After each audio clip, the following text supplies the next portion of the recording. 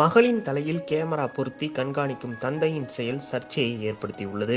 பொதுவாக பெண் குழந்தைகளின் பாதுகாப்பில் பெற்றோர்கள் அதிக கவனம் செலுத்துவார்கள். அதற்கு வெளியே செல்வதற்கு சில கட்டுப்பாடும் விதிப்பார்கள். வீட்டிற்கு வர சிறிது தாமதமானால் கூட உடனே தொலைபேசியில் அழைத்து பேசுவார்கள். ஆனால் தந்தை ஒருவர் தனது மகளின் தலையில் கேமராவை பொருத்தி 24 மணி நேரமும் கண்காணித்து வருகிறார். இந்த வினோத சம்பவம் பாகிஸ்தானில் நிகழ்ந்துள்ளது. தலையில் கேமராவுடன் அந்த பெண் செய்தியாளர்களுக்கு பேட்டி அளிக்கும் வீடியோ இணையதளத்தில் வைரலாகி வருகிறது. இந்த வீடியோவில் பேசிய அவர், எனது பாதுகாப்புக்காக எனது தலையில் செக்யூரிட்டி கேமராவை எனது தந்தை பொருத்தியுள்ளார். வீட்டில் இருந்தபடியே நான் எங்கே செல்கிறேன் என்பதை அவர் கண்காணித்து வருகிறார் என பேசினார். தந்தையின் முடிவுக்கு நான் எதுவும் தெரிவிக்கவில்லை. அவர் எது செய்தாலும் எனது நல்லதுக்கு தான் செய்வார் என தெரிவித்துள்ளார்.